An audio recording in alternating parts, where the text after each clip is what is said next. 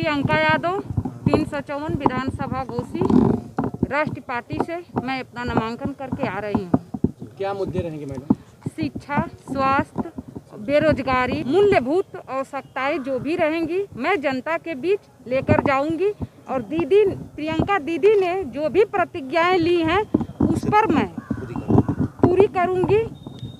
धन्यवाद। मेरा परिचय जितेंद्र सिंह चौहान है।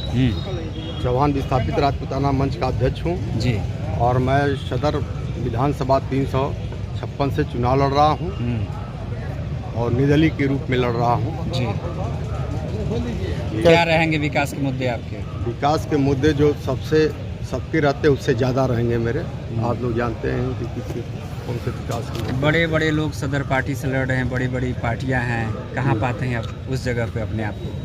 देखिए, उस जगह हम अपने आप को इसलिए पाते हैं कि हम अपने बेस वोटरों पे काम कर रहे हैं।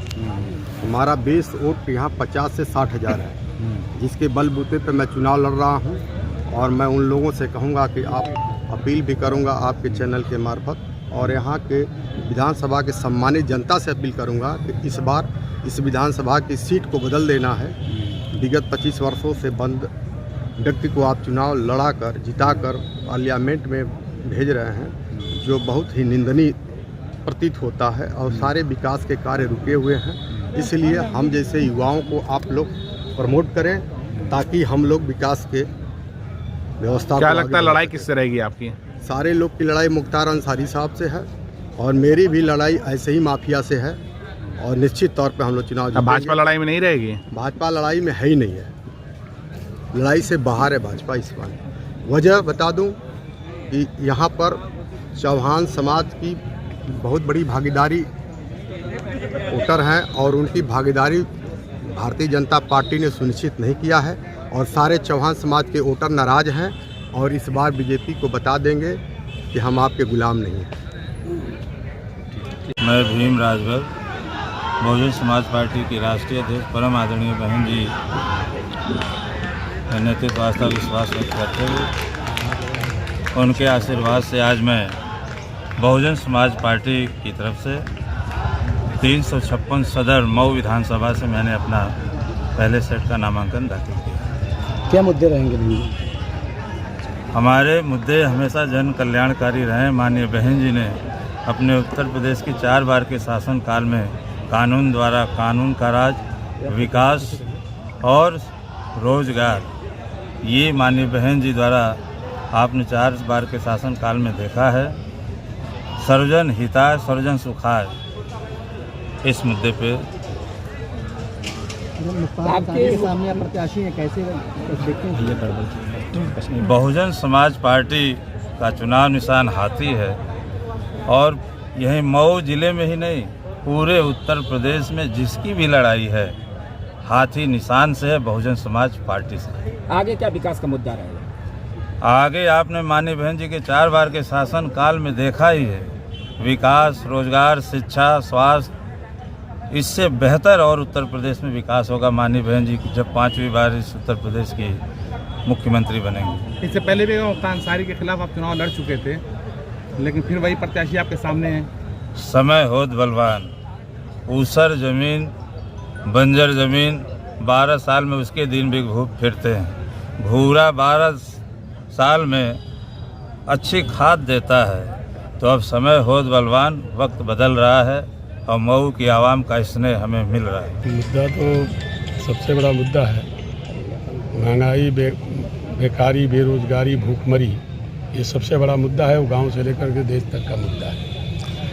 आप बसपा से मंत्री रह चुके हैं, लेकिन बसपा को छोड़ के आप समाजवादी से आए और प्रत्याशी भी बन गए हैं। जिस दल को बनाने से लेकर के एक बुलंदियों तक पहुंचाने का काम हमने किया, हमारे दल के नेता नहीं, अगुआ नहीं दल को छोड़ दिया, आंदोलन को छोड़ दिया, विचारधारा को छोड़ दिया, हम लोगों ने भी उसे छोड़ दिया। अच्छा, आपको ऐसा क्यों, मतलब ऐसा लगता है कि नहीं कि आपकी डर से श्रीराम शंकर को टिकट बदल करके दूसरे को दे दिया गया? ये उनके दल का मामला है, उस पर हम नहीं कुछ कर सकते। आपको लड़ाई किससे लग रही है आपकी? अब लड़ाई क्या, मतलब आपके मुकाबले में कौन होगा टक्कर में? मोहम्मदाबाद अभी भी पूरे तरीके से विकसित नहीं हो सका है, जबकि सत्ताधारी पार्टी के भी विधायक वहाँ रह चुके हैं। अब जिस धरती से सीना ठोक कर प्रधानमंत्री बनने वाले लोग पैदा हुए, अगर उसी का पूरी तरह से विकास नहीं हुआ तो मोहम्मदाबाद तो गांव है और वो भी रिजर्व सीट है। तो कैसे अपने वादों पर जनता को विश्वास दिलाएंगे आप?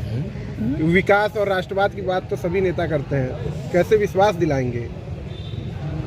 इस दौरे तरक्की में सब कुछ है मयसर, एक चीज़ मोहब्बत है कि पाई नहीं जाती। जनता सबसे पहले सम्मान की भूखी है, बाकी तो रोटी कपड़ा मकान शिक्षा सुरक्षा सम्मान साथ में जुड़ा हुआ है। कैसे लड़ेंगे आप? आपकी जनता विरोध भी कर रही है, कार्यकर्ता का विरोध कर रहा है। विरोध उसी का होता है जो ताकतवर होता है। मैं माधवेंद्र बहादुर सिंह और इंडियन नेशनल कांग्रेस से 356 विधानसभा क्षेत्र मऊ का प्रत्याशी हूँ। क्या लग रहा है इस बार किससे मुकाबला होने वाला है? आप मऊ सदर से मैदान में हैं। देखिए, मैंने पहले भी बताया है कि हमारा मुकाबला जो है हमसे ही है। हम लोग पिछले 17 महीनों से ढांचागत यहाँ के कांग्रेस के ढांचा को खड़ा किया है और इस स्ट्रक्चर को खड़ा करने में हम लोग 17 महीने जगह जगह छोटी छोटी मीटिंगें बड़ी बड़ी मीटिंग करके इसको खड़ा करने का काम किया। हमारी जो स्ट्रक्चर है वो वार्डों तक और नया पंचायतों तक, ग्राम पंचायतों तक स्थापित हो चुकी है।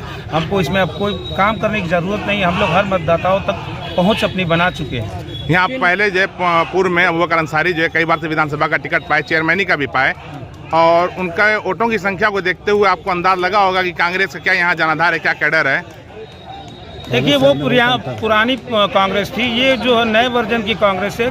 जब प्रियंका ने यहाँ बाउंस बैक किया है तो कांग्रेस की स्थिति बदल गई, क्योंकि हम लोग ने पिछले 17 महीने में प्रियंका जी के आने के बाद जो ढांचागत तरीकों से काम हुआ है उसमें हम लोग ने बुनियाद के पत्थर को अपने खड़ा कर लिया है। हम लोग फिर से चुनाव जीतने जा रहे हैं। किन मुख्य मुद्दों पर चुनाव लड़ेंगे आप? विकास मुद्दा। अरे आप ये देख रहे हैं, जो मऊ का जो ये शहर है, मऊ का जो ज़िला है, वो तो स्थापित हुआ है हमारे कांग्रेस के काल में। आप लोगों ने पिछले 10 सालों में जो 10 साल था कांग्रेस का, उसको भी आप लोगों ने देखा है।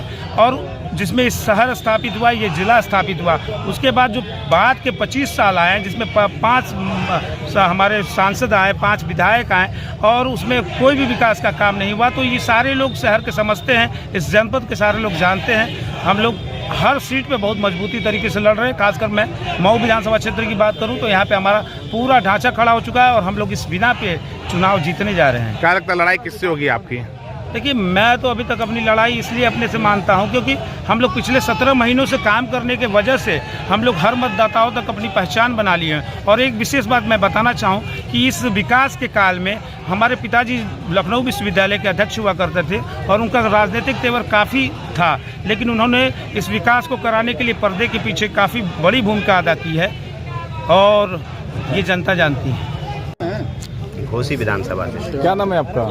मेरा नाम शरद चंद्र है। मैं 354 घोसी विधानसभा से बहुजन मुक्ति पार्टी का प्रत्याशी हूँ। क्या मुद्दे हैं आपके? मुद्दे हमारे भारत के अंदर जो बेरोजगारी बढ़ रही है, जो भारत का जो विकास दर गिरता जा रहा है, भारत बर्बादी की तरफ जा रहा है, और जो हमारे युवा विद्यार्थी हैं वो वोट तो देते हैं लेकिन जब नौकरी मांगने जाते हैं तो सड़कों पे लाठियाँ खा रहे हैं। और भारत के अंदर अंग्रेज़ों के जाने के बाद से अब तक जातिगत जनगणना नहीं हुई। भारत के अंदर जो गैर बराबरी की जो नीति चल रही है उसको समाप्त करना, और जो हमारे कर्मचारी अधिकारी अपना पूरा जीवन लगाते हैं समाज का और सरकार का सेवा करने के लिए, उनकी जो पुरानी पेंशन है वो समाप्त कर दी गई है। हम उसको बहाल करने के लिए मुद्दा लेकर लड़ रहे हैं। मुद्दा यही है, विकास दर देख लीजिए, रोज पे लोग सड़कों पे लाठी खा रहे हैं, विकास मांगने जो है नौकरी मांगने जा रहे हैं। तो यहाँ युवा बेरोजगार है, भुखमरी के कगार पे जनता चली गई। बहुत सारी बातें हैं इस देश में।